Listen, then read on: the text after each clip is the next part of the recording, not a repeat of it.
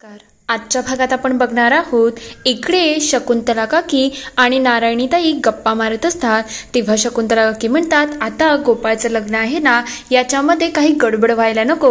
तेव्हा नारायणीताई म्हणतात तुझं म्हणणं बरोबर आहे काकू, तसंही अधोक्षजच्या लग्नामध्ये किती प्रॉब्लेम झाले होते ना, तसं काही होता कामा नये।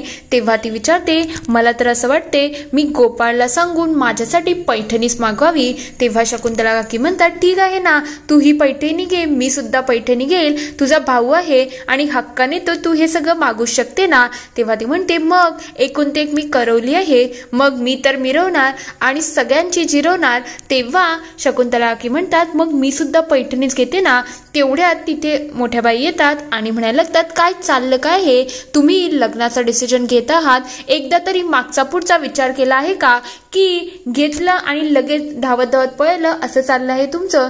दुसरीकडे इंदूला मंदिरामध्ये थोडं टेन्शन आलेलं असतं की कसं श्रीकलाने तिला पाडण्याचा प्रयत्न केला आणि जेव्हा ते औषध खाली पडलं तेव्हा तिथं काळं का झालं, या सगळ्या गोष्टीने तिला थोडा संशय आलेला असतो।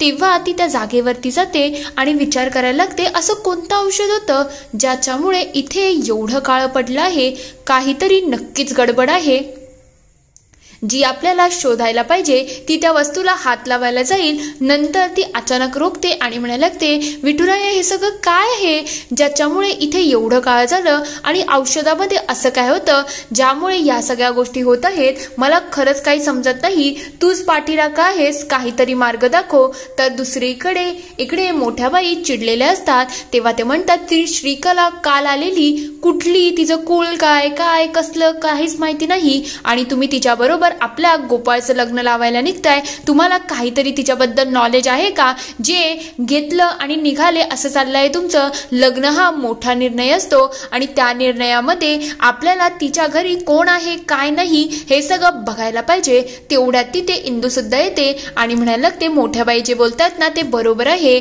आपल्याला श्रीकलाच्या घरी कोण आहे काय आहे हे बघणं गरजेचं आहे। लग्न म्हणजे आपल्यामध्ये बोलतात ना दोन फॅमिलीचा मिलाफ आहे आणि जर तिची फॅमिली आपल्या तोला मुलाची नसेल तर आपण कसं करायचं, मला वाटते आपण तिच्या घरच्यांना शोधायला पाहिजे आणि गोपाळचं आयुष्य नको बर्बाद करायला, म्हणून आपण पहिले तिची फॅमिली बघू त्यानंतरच आपण लग्नाचा निर्णय घेऊ। मोठ्या बाईंचं बोलणं मला पूर्णपणे पटलेलं आहे।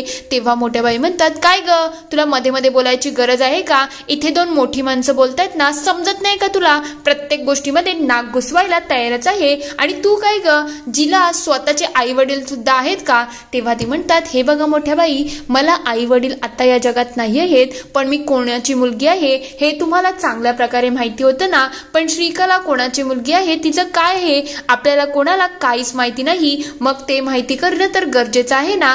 तेव्हा मोठ्या बाई म्हणायला लागतात हे बघ तुझ्या नवऱ्याला गोपाळबद्दल काही वाटतं की नाही हा माझा प्रश्न नाही, पण माझ्या नवऱ्याने गोपाळसाठी जीव दिलेला आहे, म्हणून माझ्या नवऱ्याची काळजी तर जायच आहे आणि मला असं वाटते गोपाळचं आयुष्य बर्बाद होता कामा नये, म्हणून जोपर्यंत श्रीकलाची फॅमिली कोण आहे, ती कुठल्या कसली काय आहे हे जोपर्यंत कळत नाही ना तोपर्यंत लग्नाला पुढे जाऊ नका। जर माझं म्हणणं पटत नसेल ना तर या इंदूचं ऐकून तरी तिच्या घरची चौकशी करा।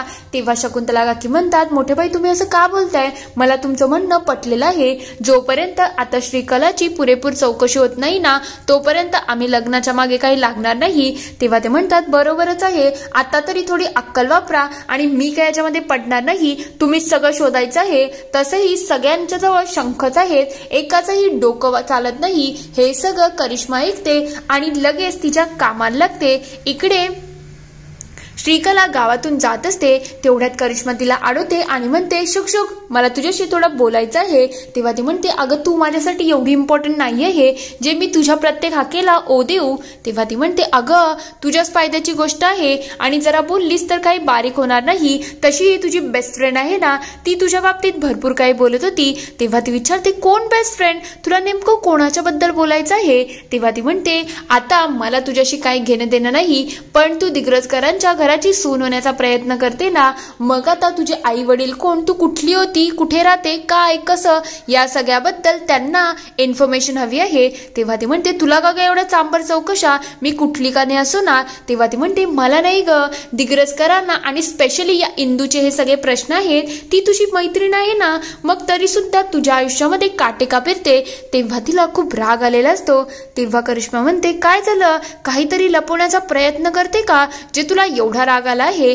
तेव्हा ती म्हणते तुझा हा मॅटर नाही आहे, मग तू याच्यामध्ये पडू नको. तेव्हा ती म्हणते हे बघ, मी तुला अजून एक गोष्ट सांगते, माझं आणि गोपाळचं लग्न होणार होतं, पण मी खूप मोठ्या मनाची आहे, त्याच्यामुळे मी तुमच्या मध्ये येणार नाही. जेव्हा तू या घरात येशील ना, तेव्हा मला रिस्पेक्ट द्यायची आठवण ठेव, नाही तर गाठ माझ्याशी असणार आहे. तेव्हा ती लगेच तिथून निघून जाते. करिश्माला विचार पडलेला असतो की काहीतरी नक्कीच गडबड आहे, जी ही श्रीकला एवढी बिथरलेली आहे. दुसरीकडे इकडे राया खेळायला जात असतो. तेवढ्यात इंदू त्याला अडवते आणि म्हणायला लागते राया कुठे चालला आहेस रे. तेव्हा तो म्हणतो मी आता टेनिस खेळायला चाललो आहे, तसंही तुला दिसत नाही ना मामी की माझ्या हातामध्ये बॅलबॉट आहे. तेव्हा ती म्हणते काय बोलतोय तू, तुझ्या हातामध्ये बॅट आणि बॉल आहे हे मला दिसते, पण प्रत्येक गोष्टीमध्ये उलट उत्तर द्यायची गरज नाही आहे. चल मला तुझ्याशी थोडं काम आहे. तेव्हा तो विचारतो काय काय मामी, मला खेळायलाही जायचं आहे. तेव्हा ती म्हणते तुला माहिती आहे का, तुझी श्रीकला टीचर आहे ती कुठे राहते. तेव्हा ती म्हणते काय झालं, तू अचानक तिच्या घराची का चौकशी करत आहे, नेमकं मॅटर काय आहे. तसेही विंध्य सरकारांना सगळं माहिती असायला पाहिजे. तेव्हा इंदू म्हणते सांगितलं ना, प्रश्न नाही विचारायचे, नाहीतर तुला माहितीये ना मी काय करेल. तेव्हा तो म्हणतो माहितीये तू अवघड गणित सोडवायला बसवशील, मग ते मी करणार नाही, म्हणून तुला जे पाहिजे ते मी शोधून आणेल. तेव्हा ती म्हणते एक गोष्ट आठवण ठेव, आजच्या आज काहीही झालं तरी श्रीकला कुठे राहते हे शोधणं गरजेचं आहे. तेव्हा तो म्हणतो तू काळजीच करू नको, मेन माणसाने काम सांगितलं आहे, मग काम तर फत्ते होणार म्हणजे होणार.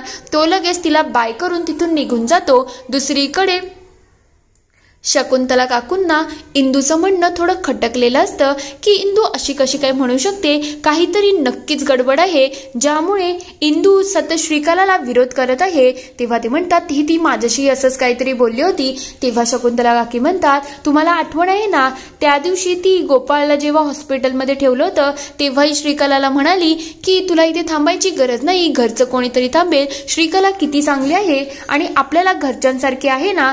खरं म्हटलं तर इंदूने श्रीकलाच्या बाबतीत पूर्वग्रह करून ठेवला आहे, म्हणून तर तिला ती मुलगी खटकत आहे.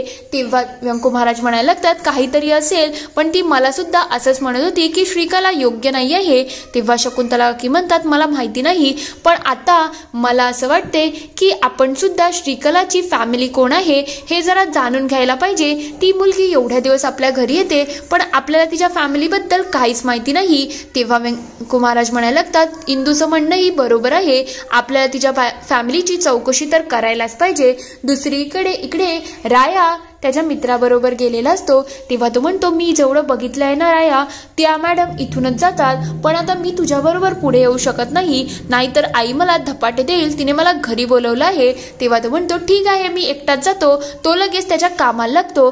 तर इकडे श्रीकला आणि रत्ना गप्पा मारत असतात. तेव्हा श्रीकला म्हणते माझ्याकडून एवढी मोठी चूक कशी काय होऊ शकते, मला हेच समजत नाही. मला वाटलं होतं मी सगळा ट्रॅप बरोबर रचला आहे, पण अचानक आता माझ्या फॅमिलीचा प्रश्न निघाला, मी तुला तिथे नेऊ शकत नाही आणि माझ्या खऱ्या फॅमिलीलाही तिथे आणू शकत नाही. मग तू सांग ना आता मी काय करू, माझं डोकं चालत नाही. या दिग्रजकरांच्या घरामध्ये घुसण्यासाठी मला फॅमिली लवकरच शोधायला लागेल. तेवढ्यात ती लगेच तिथून जायला लागलेली असते. रत्ना तिला विचारते काय ग तू कुठे चालली आहे. तेव्हा ती म्हणते आता माझ्या खऱ्या वडिलांना बाहेर यायची वेळ आली आहे आणि ते मी करूनच राहील. रत्ना जोरजोरात हसायला लागलेली असते. तर दुसरीकडे इंदू इकडे देवासमोर शुभम करोती म्हणत असते. तेवढ्यात तिथे नारायणीताई येतात आणि म्हणायला लागतात इंदू लवकर चल ग लवकर चल. तेव्हा ती म्हणते काय झालं ताई, तुम्ही एवढ्या काळजीमध्ये का दिसत आहात. तेव्हा ती म्हणते अगं राया अक्षरशः तापाने फनफनला आहे आणि माझ्या तर काळजाचा ठोका चुकत आहे, काही समजतच नाही. ती लगेच विठुरायांच्या समोर हात जोडते आणि म्हणायला लागते विठुराया पाठी राखा, मुलाकडे लक्ष दे. ते लगेच रूम मध्ये जातात. तेव्हा इंदू म्हणायला लागते याला तर खूप ताप आला आहे, ताई तू गोपाळला बोलवलं का.